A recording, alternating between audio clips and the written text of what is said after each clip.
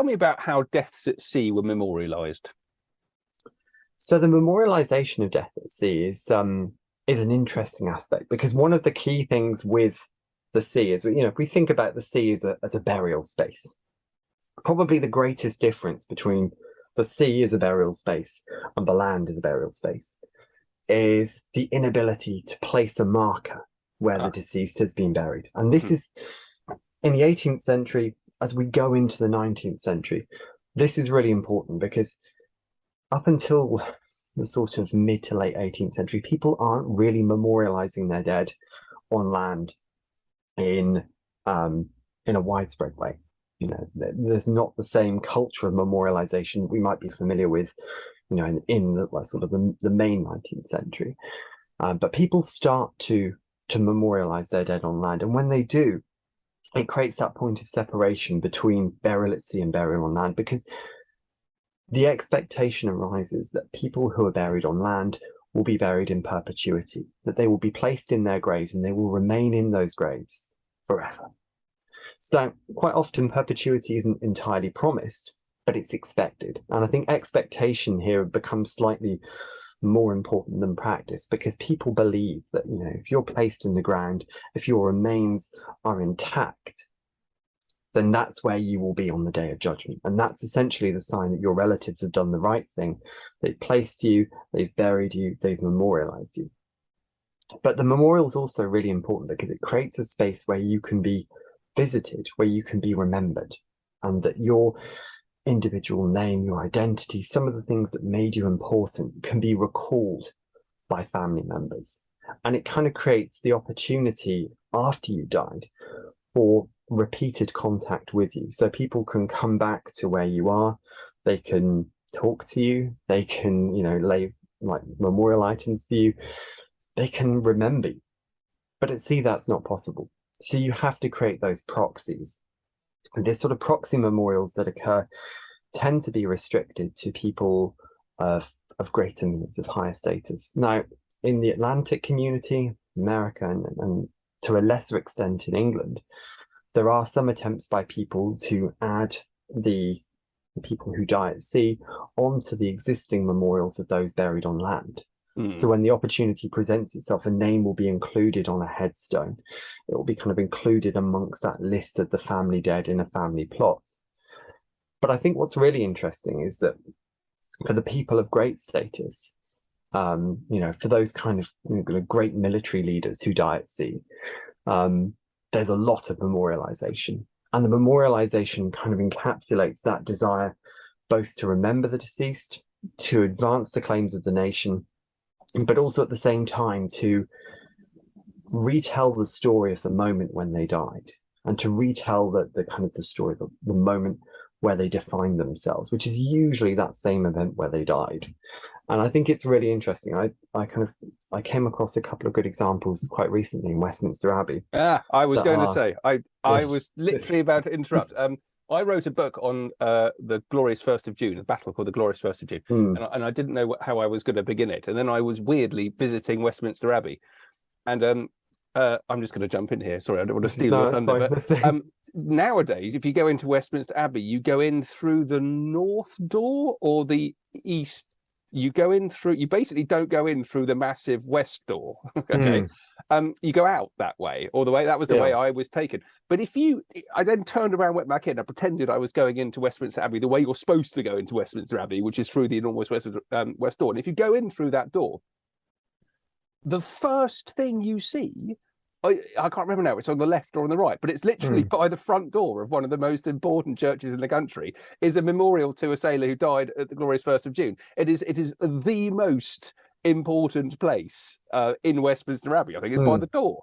Everyone sees it. It's where you'd put your wellies and your walking sticks if you were in your house. But it's just there. It's fantastic. Anyway, everyone should go to Westminster Abbey, which is full of maritime memorials. But have a look, particularly at the one on the west door. I think it's on the left as you go in. Anyway, I've stolen your thunder. You carry on. Tell me about Westminster Abbey. But I would highly endorse it for that reason. I was astonished actually myself. Because I think I've always sort of cultivated this sense that St. Paul's is the kind of the pantheon of national heroes and such, but with Nelson being below the floor and all that. but yeah, Westminster Abbey has this fantastic collection of very vivid memorials to people who've died, often rather suddenly at sea, or possibly rather ingloriously at sea, in moments of kind of national celebration and glory. And I think what's really interesting about them as structures is the way that they combine both the figurative language of kind of memory and triumph. You know, you have Britannia, for example. You have Fame, the figure with a trumpet, who kind of appears quite frequently on these memorials. And then you also have these very vivid depictions of the naval encounters themselves, and sometimes even depictions of the ships which these individuals served on. So I think probably the one that came to mind most was the Three Captains Memorial. And the Three Captains Memorial, you know, you have this fantastic kind of triangular structure to it, where it has a great sort of height, and it's populated by many figures. And it's quite interesting because actually on it, you know, the three captains themselves. Who are they? What does it relate to? Give us a time period. Okay, so if the Three Captains Memorial remembers William Blair, William Bain, and Lord Robert Manners, and they all die in the Battle of the Saints, or as a result of the Battle of the Saints. So we're talking about the American Revolutionary War, 1780s. Yeah. So it's in essence, it's a very significant battle. It's a very great British triumph.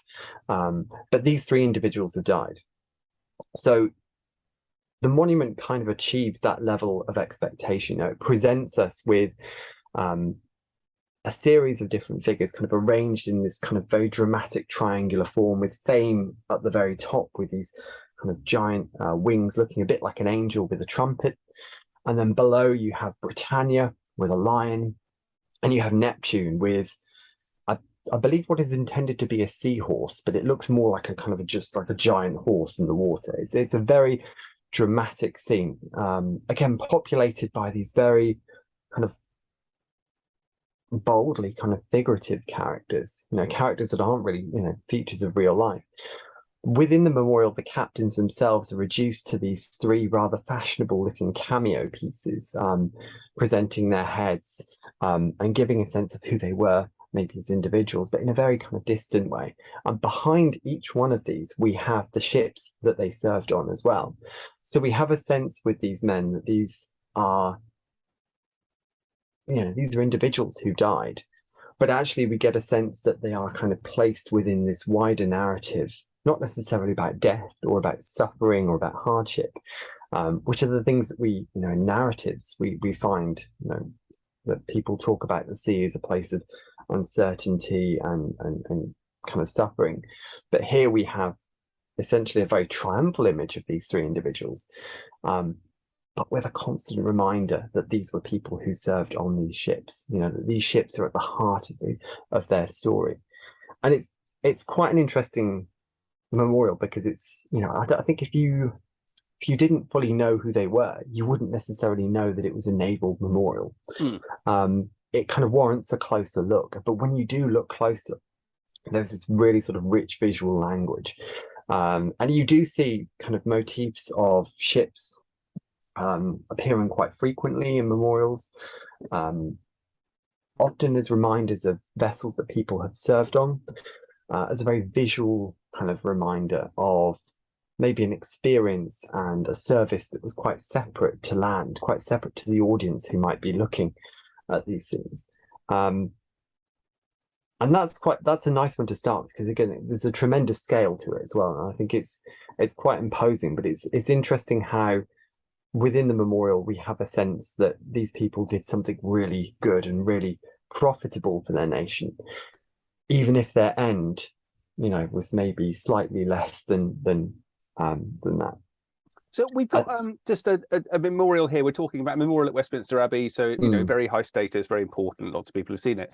I just want to contrast this with contemporary death at sea. Now, I Mm. spent quite a lot of time in Cornwall, and on the cliffs in Cornwall, you will often find right at the end a little crucifix, perhaps memorialising maybe a fisherman, maybe someone who died in the sea swimming, that kind of tragedy. Has anyone looked at the kind of the modern material culture of death at sea? I've not come across much, actually. It's interesting that you mentioned, the idea of kind of commemorating people within that kind of littoral space, actually, commemorating them near the sea, because there is a lot of research into people attempting to memorialize or mark a place where someone has died, because traditionally memorial structures are placed within a burial ground. But obviously, when you die at sea, your body is kind of potentially, if you're lost at sea, your body is separated from the land. So there's no immediate place to memorialize you. So I suppose there's an urgency to memorialize the place or near to the place where you died. And it's interesting because a lot of the writing about, for example, the places where people who are killed in road accidents are commemorated, those kind of spontaneous memorials. And, they're very interesting structures, because often the place that they memorialize is a place that was significant to that person's life, in as much as it's the place where their life ended, and often where their life ended quite suddenly. And that can be an attempt for the bereaved people to engage with, the deceased individual in some way, to recognize that kind of the rest of a life that was stolen from them, or a life that was suddenly cut short in a space. Because I think, and this kind of applies even to the 18th century, there's an expectation that, people will live long and happy lives, long and fulfilled lives. And often with these sudden deaths, they challenge that, the spontaneity of them, the uncertainty of why they happened, or where they happened even, starts to kind of pose questions for the bereaved. And often a way to answer that is to engage, kind of take some agency over the space where that individual died.